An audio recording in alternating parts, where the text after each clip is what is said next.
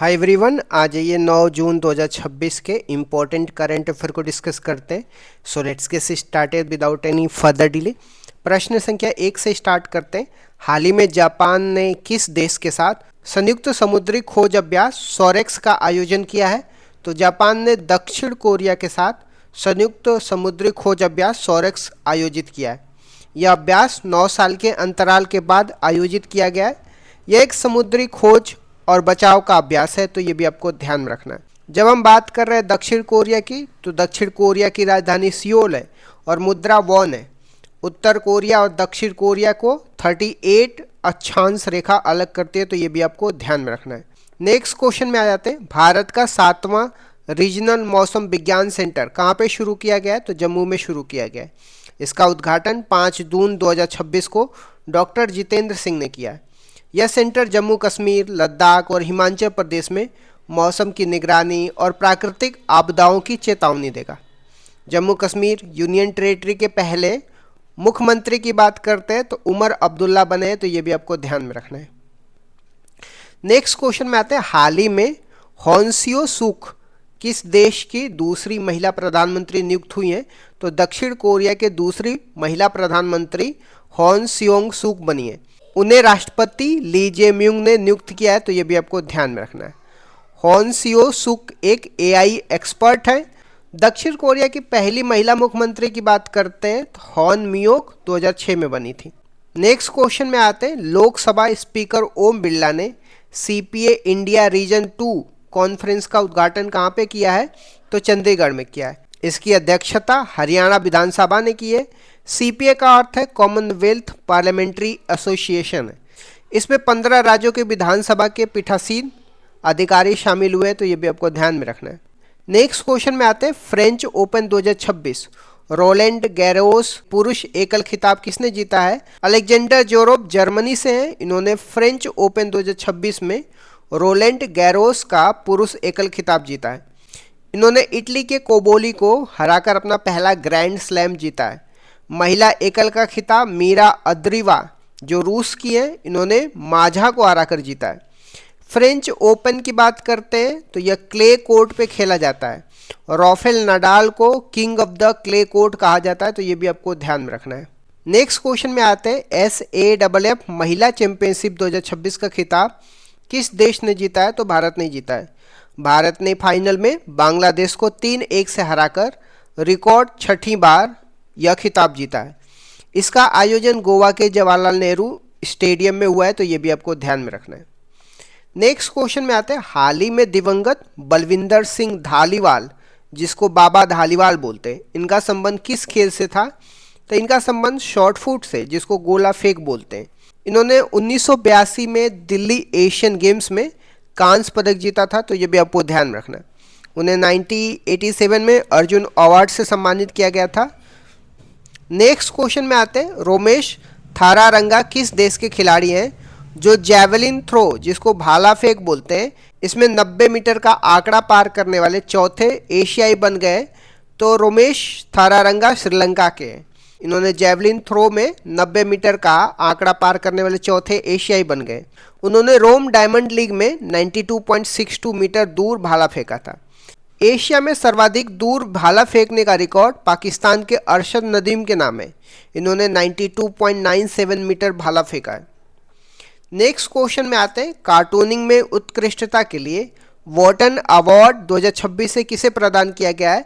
तो सुभानी शेख को प्रदान किया है। वे डेक्कन क्रॉनिकल्स अखबार के कार्टून एडिटर हैं। यह पुरस्कार 13 जून को IIC बेंगलुरु के स्थापना दिवस पर दिया जाएगा। नेक्स्ट क्वेश्चन में आते हैं। विश्व महासागर दिवस 2026 कब मनाया गया? तो 8 जून को मनाया गया। 2026 की थीम की बात करते हैं तो री इमेजिंग इसका थीम है। राष्ट्रीय समुद्री दिवस 5 अप्रैल को मनाया जाता है, तो ये भी आपको ध्यान में रखते हैं। आ जाते हैं कुछ महत्वपूर्ण तथ्य की बात करते हैं। सविता श्री भास्कर की बात करते हैं तो उलान बटोर मंगोलिया में आयोजित महिला एशियाई व्यक्तिगत शतरंज चैंपियनशिप 2026 की विजेता बनी।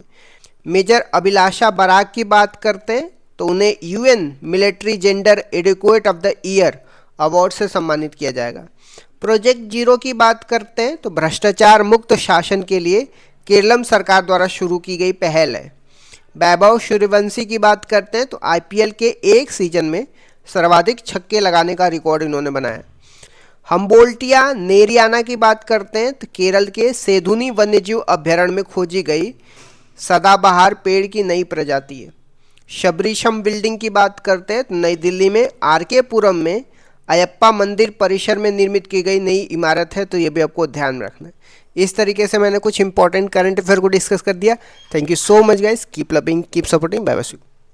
भारतीय संविधान के प्रमुख संशोधन और उसके प्रावधान के बारे में देखने वाले हैं। पहला संविधान संशोधन कब हुआ था? 1951 में हुआ था। संविधान में 9वीं अनुसूची जोड़ी गई थी जिसका संबंध भूमि सुधार से है। अनुच्छेद 15 क्लॉज 4 भी जोड़ा गया जो सामाजिक और शैक्षिक रूप से पिछड़े वर्गों के लिए आरक्षण का प्रावधान करता है। 7वां संविधान संशोधन 1956 में राज्य पुनर्गठन से संबंधित है। यह प्रावधान किया गया कि 2 या 2 से अधिक राज्यों के लिए एक राज्यपाल हो सकता है। इस समय भारत में 14 राज्य और 6 केंद्र शासित प्रदेश थे। फजल अली कमीशन का गठन 1953 में इसी उद्देश्य से हुआ था। 15वां संविधान संशोधन 1963 में हुआ था। हाई कोर्ट के न्यायाधीशों की सेवानिवृत्ति की आयु 60 से बढ़ाकर के 62 कर दिया गया था। 21वां संविधान संशोधन 1967 में हुआ था। इस संविधान संशोधन से संविधान की 8वीं अनुसूची में 15वीं भाषा के रूप में सिंधी भाषा को जोड़ा गया और मूल संविधान में 14 भाषाएं थी, अब जाकर के 22 भाषाएं हैं। 24वां संविधान संशोधन 1971 में हुआ था। इंदिरा गांधी के कार्यकाल में संसद को संविधान संशोधन की असीमित शक्तियां प्रदान की गई थी। हालांकि इसके बाद केशवानंद भारती केस 1973 में सुप्रीम कोर्ट ने स्पष्ट किया कि संसद की यह शक्ति असीमित नहीं है बल्कि सीमित है और इस संविधान के मूल ढांचा को नहीं बदल सकती है। 26वां संविधान संशोधन 1971 की बात करते हैं। राजाओं को दिए जाने वाला प्रीवी पर्स को समाप्त कर दिया गया जो देशी रियासतों के एकीकरण के बदले में दी जाने वाली एक बड़ी राशि थी।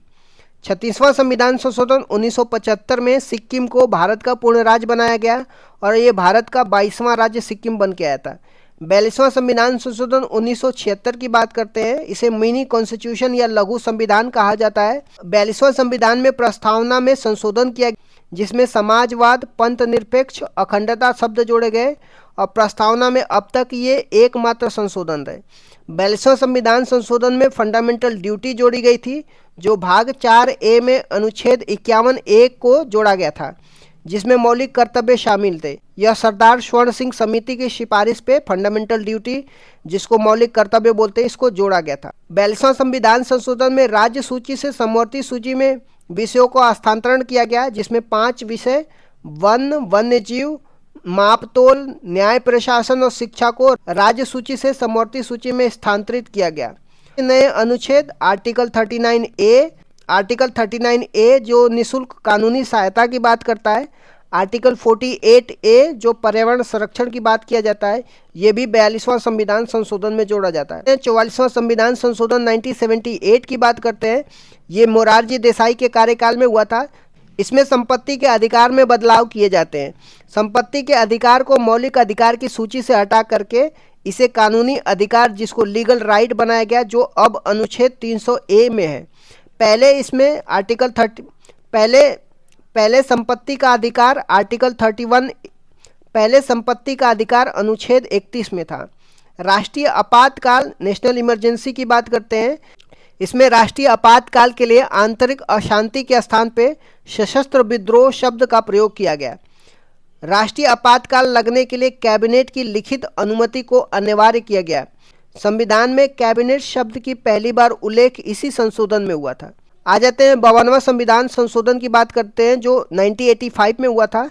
राजीव गांधी के कार्यकाल में दल बदल विरोधी कानून आया था जिसको एंटी डिफेक्शन लॉ बोलते हैं। संविधान में 10वीं सूची जोड़ी गई जिसका उद्देश्य दल बदल को रोकना था। आ जाते हैं 61वें संविधान संशोधन जो 1989 में हुआ था। यह राजीव गांधी के कार्यकाल में मतदान की आयु 21 वर्ष से घटा करके 18 वर्ष कर दी गई थी। अब आ जाते हैं 73वां संविधान संशोधन 1992 में पंचायती राज व्यवस्था या ग्रामीण स्थानीय स्वशासन से संबंधित है। संविधान के भाग 9 और 11वीं अनुसूची जोड़ी गई जो पंचायती राज से संबंधित है। भाग 9 में अनुच्छेद 243 से लेकर के 243 शामिल किया गया। 24 अप्रैल 1993 से इसको लागू किया गया। 74वां संविधान संशोधन 1992 की बात करते हैं। ये शहरी स्थानीय स्वशासन की बात करता है, जिसमें नगर पालिका नगर निकाय से संबंधित है। संविधान में भाग 9A और 12वीं अनुसूची जोड़ी गई। 12वीं अनुसूची में टोटल 18 विषय हैं। आ जाते हैं 86वें संविधान संशोधन 2002 की बात करते हैं। 6 से 14 वर्ष के बच्चों के लिए अनिवार्य और मुफ्त शिक्षा का प्रावधान किया गया। अनुच्छेद 21A जोड़ा गया, जिसके तहत शिक्षा का अधिकार एक मौलिक अधिकार बन गया। अनुच्छेद 51A क्लॉज के रूप में 11वां मौलिक कर्तव्य भी जोड़ा गया था। आ जाते हैं 89वां संविधान संशोधन 2003 की बात करते हैं। अनुच्छेद 338A को जोड़ा गया, जिसमें राष्ट्रीय अनुसूचित जनजाति आयोग, जिसको national commission for scheduled tribe का उल्लेख है। अनुच्छेद 338 में राष्ट्रीय अनुसूचित जाति का उल्लेख किया गया है। 91वां संविधान संशोधन 2003 की बात करते हैं। मंत्रिपरिषद के आकार को सीमित किया गया। इसके अनुसार कुल लोकसभा सदस्यों के 15% से अधिक मंत्री नहीं हो सकते। आ जाते हैं 92वां संविधान संशोधन 2003 की बात करते हैं। 8वीं अनुसूची में 4 भाषाएं जोड़ी जाती है, जो बोडो, डोंगरी, संथाली और मैथिली होती है। 97वां संविधान संशोधन 2011 में सहकारी समिति से संबंधित है। संविधान के भाग 9B अनुच्छेद 43B और अनुच्छेद 19 क्लॉज 1 क्लॉज C में सहकारी समिति शब्द जोड़ा गया। 99वां संविधान संशोधन 2014 की बात करते हैं। यह एक ऐसा संविधान संशोधन था जिसमें सुप्रीम कोर्ट ने असंवैधानिक करार दिया था। यह राष्ट्रीय न्यायिक नियुक्ति, जिसको नेशनल जुडिशरी अपॉइंटमेंट कमीशन के निर्माण की बात करता है, जिसका उद्देश्य कॉलेजियम पद्धति को बदलना था। आ जाते हैं 100वां संविधान संशोधन 2015 की बात करते हैं। भारत और बांग्लादेश के बीच में 3 बीघा कॉरिडोर जमीन के आदान प्रदान से संबंधित है। 101वां संविधान संशोधन 2016 की बात करते हैं, जिसमें GST, जिसको गुड्स एंड सर्विस टैक्स बोलते हैं, इससे संबंधित है। यह 1 जुलाई 2017 को लागू हुआ। विजय केलकर समिति के सिफारिश पर यह आया था। संविधान में अनुच्छेद 246A GST का उल्लेख है और अनुच्छेद 279A जो GST काउंसिल का उल्लेख, जिसका प्रमुख भारत के वित्त मंत्री होता है, ये सब जोड़ा गया। 102वां संविधान संशोधन 2018 की बात करते हैं। इसमें आर्टिकल 338B जोड़ा गया, जिसमें राष्ट्रीय पिछड़ा वर्ग आयोग की बात करता है। इसमें यह निर्धारित किया गया कि कौन सी जाति पिछड़ा वर्ग में आएगी और यह अधिकार केंद्र सरकार का होगा। आ जाते हैं 103वां संविधान संशोधन 2019 की, जो आर्थिक रूप से कमजोर वर्ग, जिसको इकोनॉमिकली वीकर सेक्शन बोलते हैं, 10% आरक्षण की बात किया जाता है। संविधान में अनुच्छेद 15 क्लॉज 6 संस्थाओं में प्रवेश के लिए आरक्षण और अनुच्छेद 16 क्लॉज 6 सरकारी नौकरियों में आरक्षण की बात किया जाता है। आ जाते हैं 104वां संविधान संशोधन 2019 की, जिसमें लोकसभा और विधानसभा में एंग्लो इंडियन के लिए आरक्षित सीटों को समाप्त कर दिया गया। अनुसूचित जाति अनुसूचित जनजाति के लिए आरक्षण को 10 साल के लिए क्या कर दिया गया, बढ़ा दिया गया। आ जाते हैं 105वां संविधान संशोधन 2021 की। यह 102वें संविधान संशोधन में संशोधन करता है।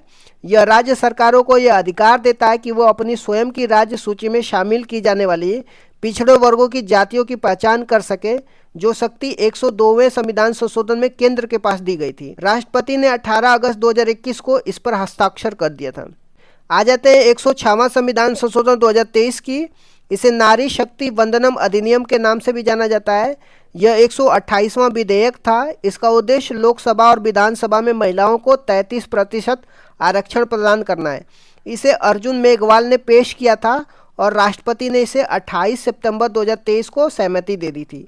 यह अगला परिसीमन 2026 के बाद लागू होने वाले चुनाव में लागू होगा। आ जाते हैं 129वां संविधान संशोधन विधेयक की। ये संविधान संशोधन विधेयक है जो प्रस्तावित किया गया है। भारत का नवीनतम विधेयक है। जो यह 1 नेशन 1 इलेक्शन की बात किया जाता है, जो एक राष्ट्र एक चुनाव से संबंधित है। यह रामनाथ कोविंद कमेटी की सिफारिश पर पेश किया गया था।